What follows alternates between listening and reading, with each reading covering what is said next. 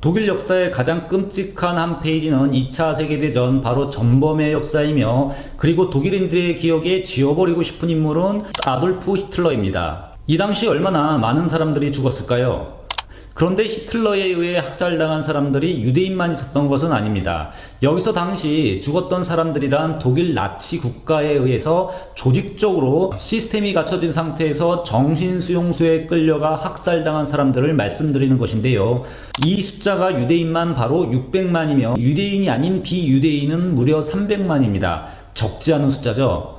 놀라운 것은 여기에 상당수 많은 독일인들이, 특히 사회 취약계층이 들어가 있습니다. 이 사건들을 들춰보면 독일은 왜 2차 세계대전 때 히틀러에게 환호를 했고 그에게 달려가 게르만 민족의 민족주의를 찬양했는지가 낱낱이 밝혀집니다. 막연하게 알던 독일의 과거의 역사와 독일의 나치당은 이렇게 역사의 수레바퀴에서 돌고 돌았던, 그러나 광적으로 일어났던 사건이죠. 저는 독일어 신문의 관점으로 세상의 모든 지식을 전하는 독일어 신문을 읽어준 남자 독신남입니다. 1933년 1월 30일 독일 대통령 힌덴부르크는 경제와 정치 문제를 해결하기 위해 고육지책으로 아돌프 히틀러를 바이마르 공화국 수상에 임명하게 됩니다. 선거에서 30% 이상의 지지율을 얻은 히틀러의 정치적인 입지는 그렇게 강화되어 갔으며 독일은 일당 독재로 가는 길을 그렇게 합법화하며 준비하게 됩니다. 사라예보 사건을 계기로 1차 세계대전에 참가한 독일은 이 세계대전 패전의 결과 독일의 황제가 물러나며 역사와 외교 정치에서 커다란 내상을 입게 되죠. 여기서 독일과 다른 유럽 국가의 민주주의의 역사적 차이가 나옵니다. 프랑스 등 다른 유럽 국가들은 시민혁명을 통해 민주주의가 들어왔지만 독일의 민주주의는 이렇게 1차 세계대전 패전이라는 사건을 통해 독일에 들어오게 됩니다.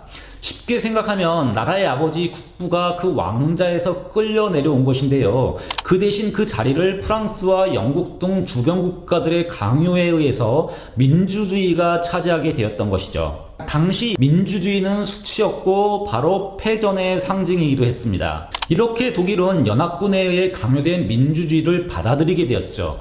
가혹하게 느껴진 이 베르사유 조약, 이에 대해 독일 국민들은 한편으로 예전 시민혁명을 통해 열망해왔던 민주주의 제도를 정착해가긴 하나, 다른 한편으로는 특히 보수 진영에서는 치욕의 상징인 민주주의의 복수의 칼을 갈며 비스마르크에 의해서 어렵게 세워진 통일국가의 위상과 신성 로마 제국의 영광을 되찾기 위해 기회를 호심탐탐 노리게 됩니다. 이 시기 구구정당이었던 독일 노동자당, 즉 DAP의 당원증 555권을 받으면서 입당한 인물이 있었는데 그 사람이 바로 히틀러였습니다. 히틀러는 당내 최고의 연설가로 변모하면서 정치인으로 나타나기 시작을 합니다. 그때가 1919년 9월이었죠. 1929년 검은 목요일이라 불리는 경제대공황은 유럽을 몰아치며 독일 경제는 순식간에 대규모 도산에 휘청거리게 됩니다.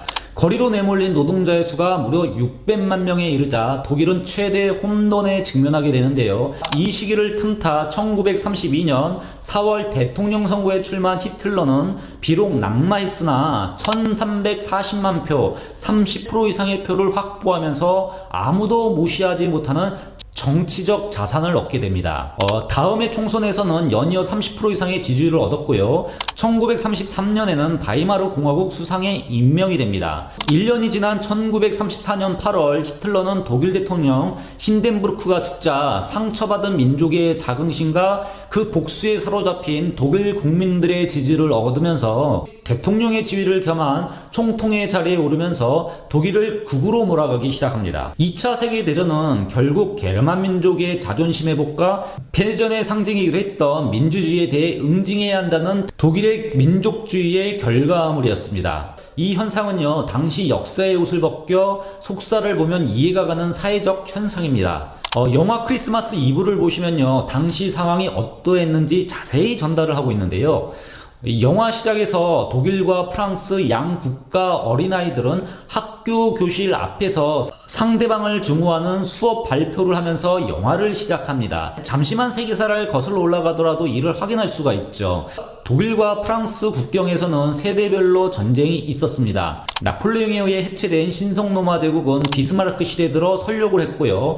빌레름 1세에 통일된 독일은 1차 세계대전 그 다음 세대인 빌레름 2세 시절 패전을 하게 됩니다. 즉 세대별로 프랑스와 독일은 전쟁을 해가며 가족과 친척 누군가는 이웃나라 프랑스와 독일에 의해 다리가 잘리고 팔이 잘린 또 누군가에 의해 죽었던 기억들을 가지고 있던 세대들입니다. 그리고 그 적국 프랑스에 의해 독일은 패전이 되었고요. 강제적으로 민주주의가 들어오게 됩니다. 2차 세계대전으로 독일은 이 독일 게르만 민족의 민족성 회복을 시도하게 되죠. 2차 세계대전 이 기간 전사자가 무려 2,500만, 민간인 희생자도 무려 2,500만 이상에 이릅니다.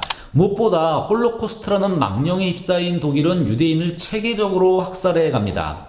여기서 역사를 돌아보면은 이렇게 수많은 민족을 학살한 전례가 없었던 것은 아닙니다. 그러나 이 독일의 홀로코스트와 다른 역사의 학살 사건의 차이는요, 바로 국가가 전면적으로 나서서 시스템을 갖춰 조직적으로 한 민족을 학살한 전례가 없습니다. 이게 바로 그 차이죠. 죽어간 유대인의 숫자가 폴란드에서만 300만 명에 이르고요. 총합해 600만 명 이상 유대인의 생명이 나치의 제물로 바쳐집니다. 그러나 비유대인까지 합쳐 수용소에 옮겨져 조직적으로 학살된 총 사망자 수는 900만 이상인 것으로 알려져 있습니다. 놀라운 사실은 이렇게 비유대인 통계 안에는 일반 독일 시민들, 특히 취약계층도 있었다는 사실입니다. 그럼 왜 히틀러는 일반 독일인들까지 죽였을까요? 히틀러의 이데올로기는 민족사회주의였습니다.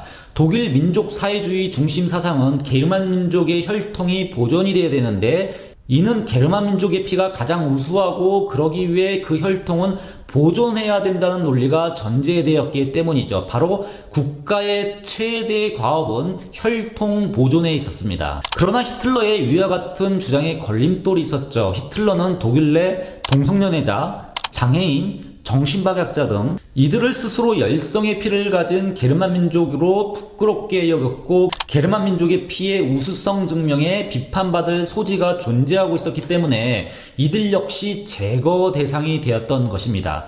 그래서 독일은 제일 먼저 장애인과 정신박약자, 동성연애자 등 즉 독일 민족 자체를 청소부터 하기 시작한 겁니다. 이렇게 장애인들은 독일의 역사에 있어서 제일 먼저 그 희생자가 되었던 것입니다. 그리고 독일은 그들의 역사에 있어 끔찍한 역사 한 페이지를 이렇게 장식하게 되었던 것이죠. 지금까지 세상의 모든 지식을 독일어 신문을 통해 전하는 독일어 신문을 읽어준 남자 독신남이었습니다.